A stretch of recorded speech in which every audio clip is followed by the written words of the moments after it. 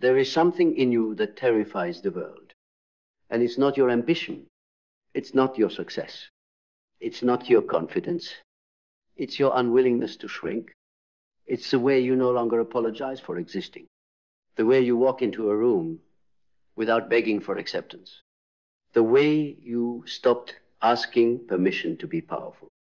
That is what shakes people. Because most of the world doesn't fear your weakness, they fear your clarity. Clarity exposes what they've buried. Conviction exposes what they've compromised. Your very presence becomes a mirror, and when they look into it, they don't see you, they see what they could have been if they hadn't sold themselves so cheap. You're not too much. You are the result of someone who refused to remain less. And when you carry that truth in your bones, the world will try to convince you that you're arrogant, too bold, too loud, too intense. But what they really mean is, you are reminding me of everything I abandoned in myself.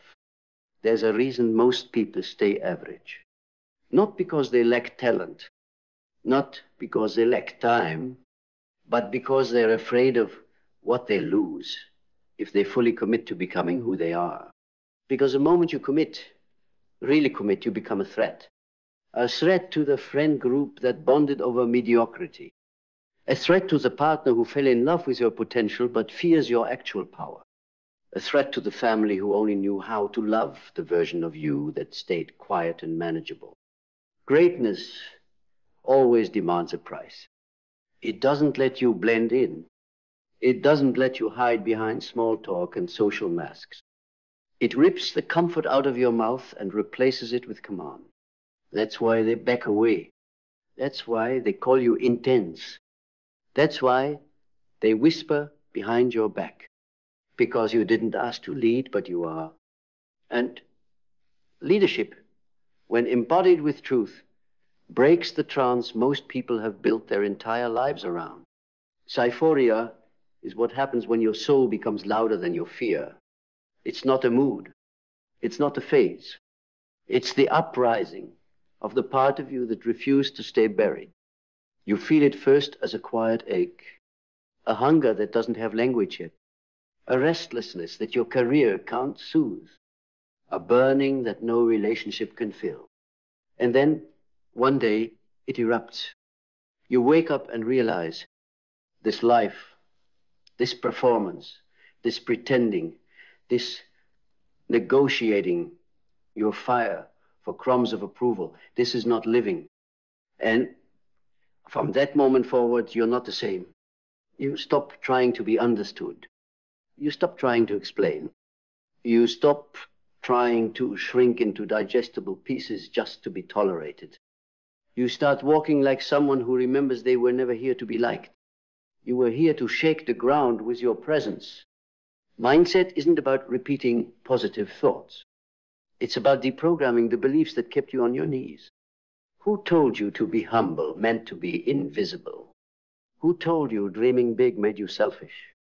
Who told you discipline was toxic? That wanting more was greedy? That self-trust was arrogance? That wasn't your voice. That was inherited shame. That was generational fear. That was the voice of a society that celebrates conformity and punishes sovereignty. But when the mind awakens, truly awakens, it starts burning through every illusion that once made you small. You begin to question everything. Why do I say yes when I mean no? Why do I keep friendships that drain me? Why do I smile when I want to scream? And beneath each question, a deeper truth begins to rise. Not the truth they gave you, the truth you are. And once it rises, you can't go back. You can't unsee your potential. You can't unknow your strength. You can't pretend your soul is asleep when it's howling with clarity. Belief is not comfort. Belief is war. It is the war between who you've been and who you know you could become. And it doesn't happen once. Every day you must wake up and choose to believe in the self that's still under construction. The self they haven't met yet. The self you're still learning to trust. But belief becomes power the moment you stop waiting for others to approve it. Because most people want to believe in you after it's obvious. They want to celebrate you after it's safe. But your soul demands something greater. Believe before the results. Act before the evidence. Stand before the crowd arrives. Because belief isn't meant to follow. It's meant to lead. And when you lead with belief, you will lose people. But you will find yourself. Clarity makes you dangerous. It's not about being right. It's about being undeniable. The world doesn't need more opinions. It needs more people who know exactly who they are and refuse to negotiate with noise. Clarity says, I know what I want. I know what I'm here to build, and I will not dilute that for your comfort. It doesn't shout. It doesn't beg. It doesn't explain. It moves. And when you move with clarity, you become unshakable, because the ones who can't be swayed by external chaos, they become the anchors in the storm. People sense it. They can't describe it. They just feel safer when you walk into the room, because you're not wondering who you are. You are. Vision is not fantasy. It is not a daydream scribbled in the margins of your schedule. It is not a mood board. It is not a trend. Vision is the soul's architecture downloaded in silence, constructed in solitude, defended in fire. It's what you saw before the world told you what was realistic. It's what you felt in the marrow of your being before anyone gave you permission to feel it. You don't create vision, you remember it. You remember the version of you that knew this life was meant for more than submission, repetition, and quiet desperation disguised as success. And when that vision grips you, really grips you, you stop waiting. You stop waiting for clarity from people who've never been clear. You stop waiting for direction from people who've never moved. You stop waiting for applause from a crowd that fears their own greatness. Because the moment vision takes hold, hesitation dies. You move different. You speak different. You see different. You don't just chase goals, you build realities. Purpose is not found in a book. It's not given to you by a mentor. It's not granted by society, by title, by recognition. Purpose is found in the place where pain meets refusal. Refusal to repeat the cycle. Refusal to stay asleep. Refusal to hand your life over to systems built to drain you. Purpose isn't something you find. It's something you choose over and over again. And it requires sacrifice. You will lose people who loved your old version. You will lose comfort. You will lose the ability to blend in. But in that loss, you will become a light that cannot be ignored, the kind of person who walks with such intention that others feel convicted in your presence. Not because you preach, but because you embody what they were too afraid to become. You don't have to convince when you're living with purpose. You don't have to explain, because your life speaks louder than your words ever could. Discipline is the gatekeeper of destiny. It's not about restriction. It's not about self-punishment. It's about respect. Respect for the future you. Respect for the vision you carry. Respect for the responsibility of being awake in a sleeping world. Discipline says, I don't need to feel like it. I don't need perfect conditions. I don't need external motivation. I have chosen myself, and that is enough. And that's what most people don't understand. They want results without structure. They want legacy without labor. They want freedom without the fire. But freedom is not given. It's earned through the daily decision to remember who you are. And every time you keep your promise to yourself, every time you act in alignment, every time you refuse to betray your vision for momentary comfort, you become something unstoppable. Not because of what you did, but because of who you became doing it. Adaptability is not weakness. It is the mark of the elite. The average cling to identity like armor, terrified of shedding what no longer fits. But you You evolve in silence and emerge unrecognizable. You are not the same person you were 6 months ago.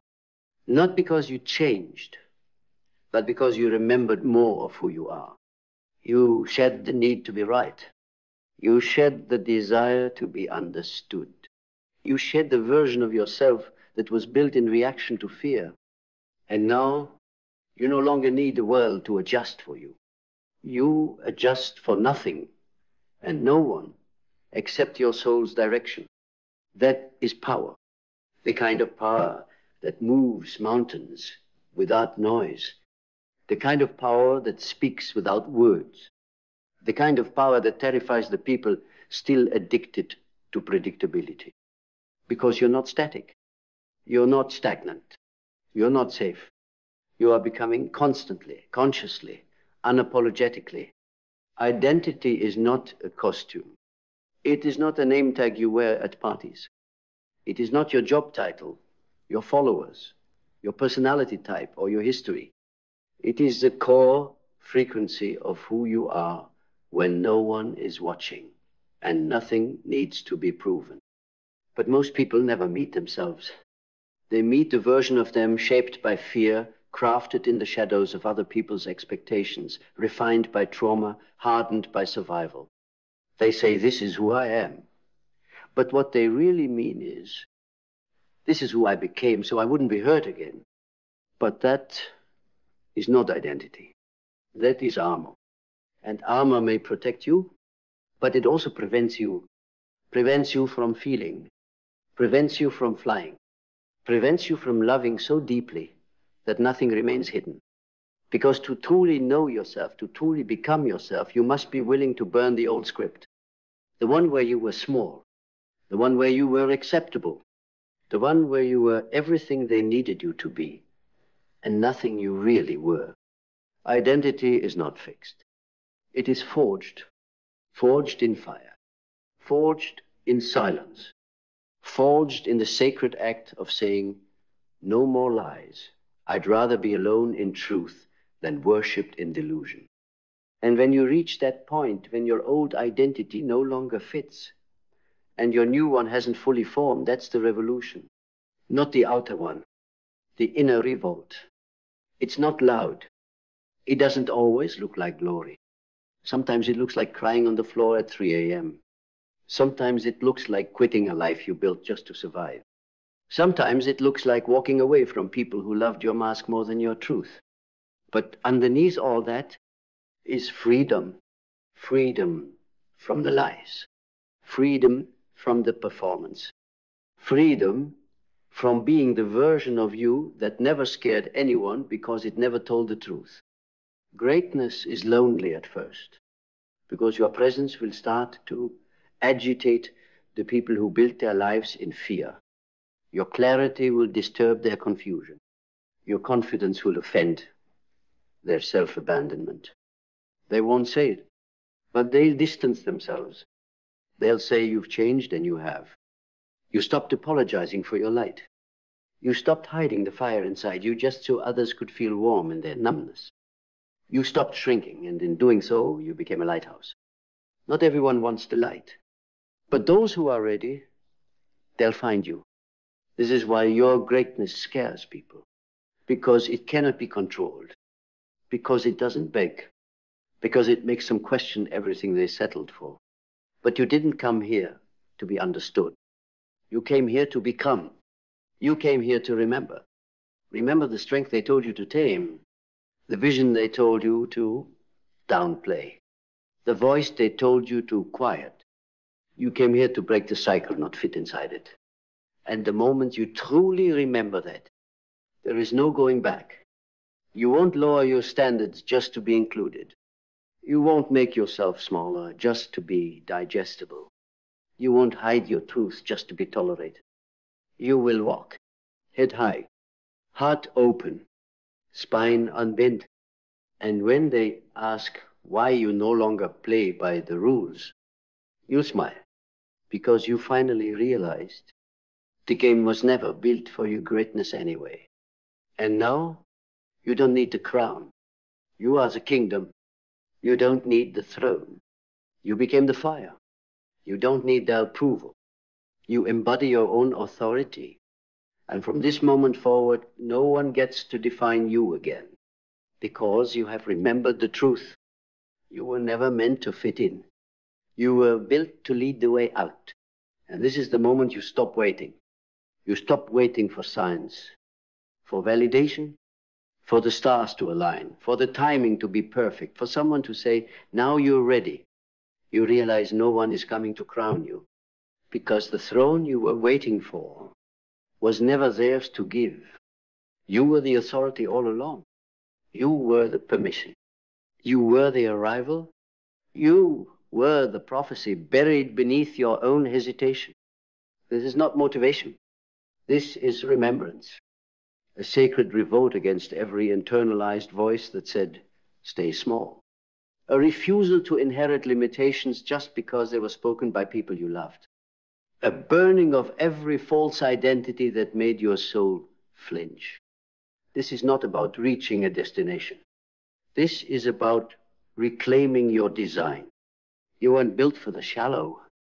You weren't built to live in the realm of surface-level affirmation and empty rituals of belonging. You were built for depth, for disruption, for transcendence. And those who fear the unknown will always fear you because you became it. You embodied the very thing they were taught to avoid. The raw, relentless, unapologetic truth of being fully awake. So yes, your greatness will scare people. It will scare the ones who traded their dreams for comfort. It will scare the ones who measure life by metrics, not meaning. It will scare the ones who confuse safety with stagnation. It will scare the ones who fear anything they can't control. But let it. Let them fear. Let them question. Let them keep their shallow waters while you dive into oceans most people never touch. Because you're not here to be palatable. You're here to be free. And freedom has never been quiet. It has never been convenient. It has never asked for applause. It has always looked like fire burning down the illusions so something real can rise in their place. And now you rise. Not because you feel ready, but because readiness is a myth for people still trying to be liked. You rise because the cost of staying small has become unbearable. You rise because the silence between who you are and who you were pretending to be is now deafening. You rise because greatness is not something you chase, it's something you finally stop resisting. And when you rise, you don't carry your old story. You bury it. You lay it down like the skin you outgrew. You thank it for its protection, and you walk away. Because the world does not need another agreeable, predictable, performance-trained shell of a person. It needs you, the real you, the raw you, the terrifying, electric, divine force of nature that remembers where it came from. You are not here to explain yourself. You are here to express yourself. You are not here to be tolerated. You are here to be witnessed. You are not here to blend in with the noise. You are here to be the signal. So breathe, let the old burn. Let the false identities dissolve.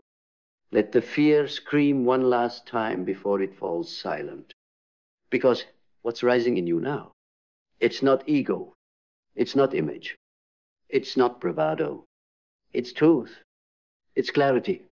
It's sovereignty. And no one, no system, no rejection, no doubt, no storm will ever take that from you again. This is why your greatness scares them. Because it doesn't ask. It becomes, and now, so do you?